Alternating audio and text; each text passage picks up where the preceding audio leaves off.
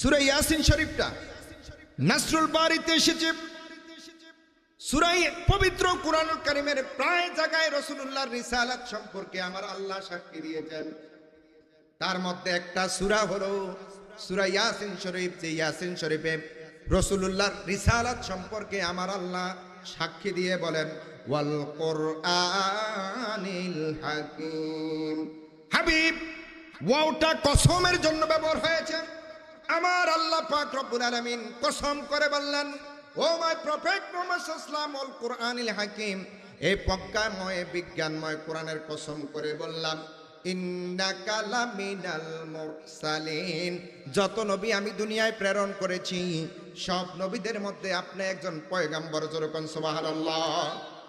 আমার দয়াল নবী যখন আরবের মধ্যে ইসলাম প্রচার করতেছে, লা ইলাহা ইল্লাল্লাহু মুহাম্মাদুর রাসূলুল্লাহ সাল্লাল্লাহু আলাইহি ওয়াসাল্লাম, আবু জাহেল আমার নবীকে ডাক দিয়ে বলল, মুহাম্মদ, হে ভাতিজা, ইসলাম প্রচার করো না। এটা আবার কেমন ইসলাম? এই ইসলাম তোমাকে প্রচার করতে দিব না। আমার নবী যখন কোরআন পড়তেছেন, আমার নবী যখন আল্লাহ পাকের প্রেমে দুরূদ পড়তেছেন, আল্লাহকে ভালোবাসতেছেন, আল্লাহকে মহব্বত করতেছেন, আবু জাহেল সবার কাছে প্রচার করতে শুরু করলো মুহাম্মদ পাগল। শেষ পর্যন্ত মুহাম্মদ পাগল এই কথা বলার পরে সবাই একটা নজর চতুর্দিক থেকে এই পাগলকে দেখার জন্য আসে। হাদিস শরীফের মধ্যে পেয়েছি, কোন ব্যক্তি যদি পাগলের চেহারা মোবারকের মধ্যে একবার নজর দিত, আল্লাহর হাবিব সাল্লাল্লাহু আলাইহি ওয়াসাল্লামের চেহারা মোবারক দিকে তাকাইয়া কাফের মুশরিক বেঈমানরা সাথে সাথে মুসলমান হয়ে যেত, কালমা পড়ে মুসলমান হয়ে যেত। কেমন পাগল! আল্লাহ কয়, হাবিব হুয়াল্লাযী আরসালা রাসূলাহু বিল হুদা ওয়া দীনিল হক লিইয়ুযহিরাহু আলাদ-দীনি কুল্লিহি ওয়া কাফা বিল্লাহি শাহীদা। আল্লাহ কয়, হাবিব, তারা আপনাকে যাই বলুক না কেন, আমি আল্লাহ আপনাকে রাসূল হিসেবে প্রেরণ করেছি। ওয়াল্লাযী আরসালা রাসূলাহু বিল হুদা, হেদায়েতের জন্য, ওয়া দীনিল হক, সঠিক একটা ধর্ম আপনাকে দিয়েছি। ওয়া দীনিল হক লিইয়ুযহিরাহু আলাদ-দীনি কুল্লি, সব দিনের মধ্যে আমার, ইন্নাদ-দীনা ইনদাল্লাহিল ইসলাম, Islam is the complete code of life. ইসলামকে আমি মানব জাতির মধ্যে বিজয়ী ধর্ম, আমি আল্লাহ বিজয় করে ইসলামকে প্রেরণ করেছি। ওয়াকাফা বিল্লাহি শাহিদা, আর কাফেররা সাক্ষ্য দেখ আর না দেখ, আমার আল্লাহর সাক্ষ্যে যথেষ্ট। জোরে জোরে কন্যা সুবহানাল্লাহ। আবু জাহেল আমার নবীকে পাগল বলতে শুরু করলো। পাগল বলার পরে এবার আমার নবী রাহমাতাল লিল আলামিনকে আবু জাহেল আর পাগল বলে না। একদিন আবু জাহেল কয়, কিভাবে মুহাম্মদকে ধ্বংস করে দেওয়া যাবে? কি কোন, মুহাম্মদকে ধ্বংস করার মতো কেউ আছে? স্বয়ং মুহাম্মদ সাল্লাল্লাহু আলাইহি ওয়াসাল্লামকে একমাত্র হেফাজতের মালিক আল্লাহ। জোরে বলেন কে? জবান খুলে বলেন কে? একমাত্র হেফাজতের মালিক আল্লাহ। আবু জাহেল একদিন কি করলেন? আখির জামানার পয়গম্বর রাহমাতাল লিল আলামিনকে দাওয়াত দিলেন, হে ভাতিজা, আমার বাড়িতে তোমার দাওয়াত, আমার বাড়িতে তোমার দাওয়াত। আল্লাহর নবী রাহমাতাল লিল আলামিন দাওয়াত কবুল করলেন। এইদিকে আবু জাহেলের ঘরের থেকে একটু দূরে বড় একটা গর্ত করে উপরের মধ্যে সামিয়ানা দিয়ে রাখলেন। আখির জামানার পয়গম্বর ঘরের মধ্যে আগমন করবে, আর আখির জামানার পয়গম্বর যখন ওই গর্তের মধ্যে পাড়া দিয়ে মাটির নিচে পড়ে যাবে, উপর দিয়ে মাটি দিয়ে মুহাম্মদ সাল্লাল্লাহু আলাইহি ওয়াসাল্লামকে চিরতরে শেষ করে দেব। জোরকান নাউজুবিল্লাহ। বলেন তো হায়াতের মালিক কে? আব্বা একটু জোরে বলেন না, কে? আল্লাহ বলেন, হাবিব জিব্রাইলকে প্রেরণ করে দিলেন। জিব্রাইল যাও, জিব্রাইল আমার বন্ধুকে বলে দাও আমার বন্ধু যেন দাওয়াত গ্রহণ না করে। আবু জাহেলের মতলব ভালো না, আবু জাহেল আমার বন্ধুকে বাঁচতে দিবে না। দাওয়াতটা দিয়ে যাওয়ার সময় আমার আল্লাহ কয়, যার জন্য তুই গর্ত করলি রে আবু জাহেল, ওই গর্তের মধ্যে তোরে আমি আল্লাহ ফালামো। সুবহানাল্লাহ কন না। কিভাবে ফালালেন শুনেন। আল্লাহ তার সেন্সটাকে, ব্রেনটাকে লেন্স করে দিলেন, শূন্য করে দিলেন। আবু জাহেল আমার নবীকে দাওয়াত দিয়ে যাওয়ার সময় ওই গর্তের মধ্যে আবু জাহেল নিজে পড়ে গেছেন ঠুস করে। এবার পড়িয়া তো নিচের মধ্যে কোয়া কুই শুরু করছে, কান্নাকাটি শুরু করছে, সবাই উঠাইতে চায়, কেউ পারে না। সুতা দিতে দিতে দিতে দিতে কাপড় দিতে দিতে সব গর্তের ভিতরে চলে যাচ্ছে। আবু জাহেল আর উঠতে পারতেছে না। আবু জাহেল কয়, তোমরা শত চেষ্টা করলেও এই গর্ত থেকে আমাকে উঠাইতে পারবা না, যতক্ষণ পর্যন্ত আখিরি জামানার পয়গাম্বর রাহমাতাল লিল আলামিন না আসবে। গভীর মনোযোগ আব্বাজিরা।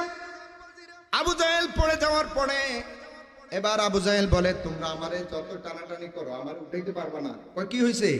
যতক্ষণ পর্যন্ত আখিরি জামানার পয়গাম্বর রাহমাতাল লিল আলামিন আগমন না করবে, যতক্ষণ আগমন না করবে ততক্ষণ আমাকে গর্ত থেকে তুলতে পারবা না।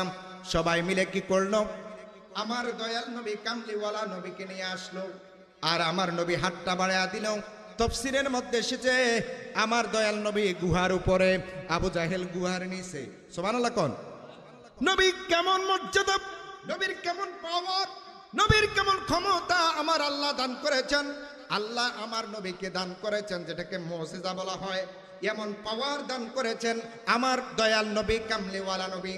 হাত মুবারক যখন বের করে দিলেন, নবীর মুজিজায় ওই গুহার উপর থেকে হাতটা গুহার ভিতরে ঢুকে গেল, আর আবু জাহেল আমার নবীর মুজিজার হাতে ধরে ধরে উপরে চলে আসলো। যেরকম সুবহানাল্লাহ। আমার দয়াল নবী কামলিওয়ালা নবী ডাক দিয়ে বলে, চাচা, ও চাচা, আপনি কি ইসলাম কবুল করবেন না?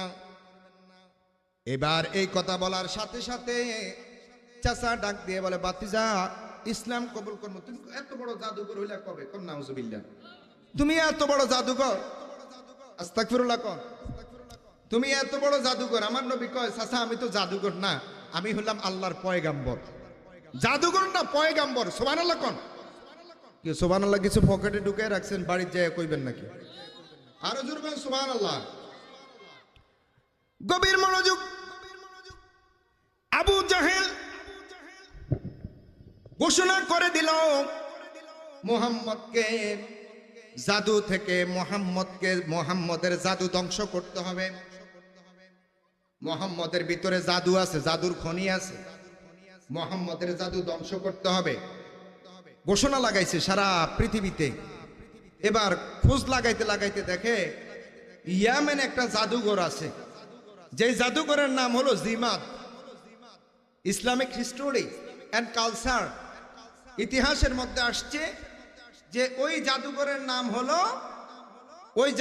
নাম হলো জিমাদ।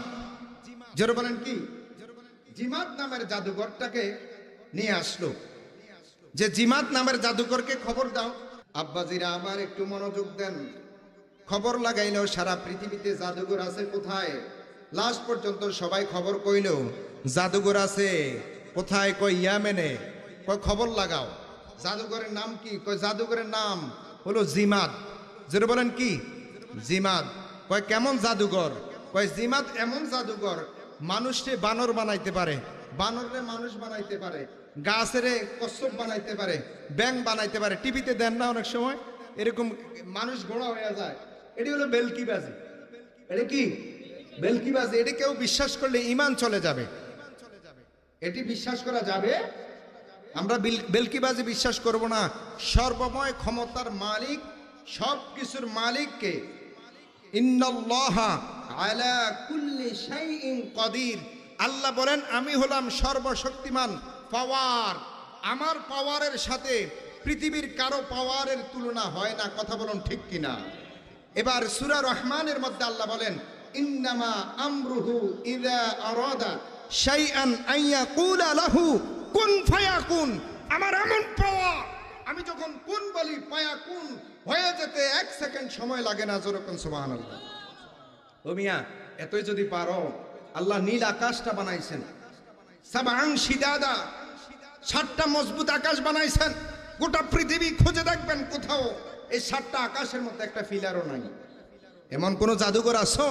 আমার আল্লাহ আসমান বানাইছেন, আমার আল্লাহ জমিন বানাইছেন, আমার আল্লাহ পাহাড় বানাইছেন, আমার আল্লাহ পর্বত বানাইছেন, আমার আল্লাহ গাছ বানাইছেন, আমার আল্লাহ মানুষ বানাইছেন, আমার আল্লাহ জিন বানাইছেন। 18,000 মতান্তরে কম বেশি লক্ষ লক্ষ জিন জাতি, মানব জাতি, লক্ষ লক্ষ মাখলুকাত আমার আল্লাহ সৃষ্টি করেছেন। আল্লাহর মতো পাওয়ার পৃথিবীর কারো নাই। কথা বলুন ঠিক কিনা? যিনি সমস্ত ক্ষমতার মালিক। ইন্নাল্লাহা আলা কুল্লি শাইইন কাদির। খবর হয়ে গেল জিমাত নামের জাদুঘরের অনেক পাওয়ার আছে, অনেক ক্ষমতা আছে। জিমাত নামের জাদুঘরকে নিয়ে আসা হোক। জিমাত নামের জাদুঘরকে খবর দিয়ে আনা হলো। আমার নবী রাহমাতাল লিল আলামিন মসজিদে নববীর এক কোণায় বসে বসে আমার নবী বলতেছেন, ইয়াসিন ওয়াল কুরআনিল হাকীম। এভাবে নবীজি কোরআন তেলাওয়াত করতেছেন, আর জিমাত নামে জাদুঘর, সংক্ষেপে বলছি, শুনতেছে। জিমাত নামে জাদুঘর কয়, এটা আবার কোন মন্ত্র? এটা কি? এটা সাধারণ কোনো ভাষা নয়। জিমাত চিন্তা করতেছে। সুবহানাল্লাহ। আরে নুরু নবী, হায়াতুন নবী, জিন্দা নবী, কেমন নবী? নবীকে আমার আল্লাহ এত সুন্দর করে সৃষ্টি করেছেন। নবীজি যখন মসজিদে নববীতে থাকতেন, আহলে সুফার সদস্যরা 3 দিন 5 দিন 7 দিন না খেয়ে থাকতেন। কিন্তু যখন আল্লাহর হাবিবের চেহারা মোবারকের দিকে দেখতেন, আহলে সুফার সদস্যরা বলতো, ইয়া রাসূলুল্লাহ, আপনাকে দেখে আমাদের 3 দিন 5 দিন 7 দিনের খিদা মিটে গেছে, আমাদের পেটের ভিতরে খানা নাই, তবুও যেন আমরা জান্নাতি খাবার খেয়ে আছি। আর একটু বড় করে বলেন সুবহানাল্লাহ।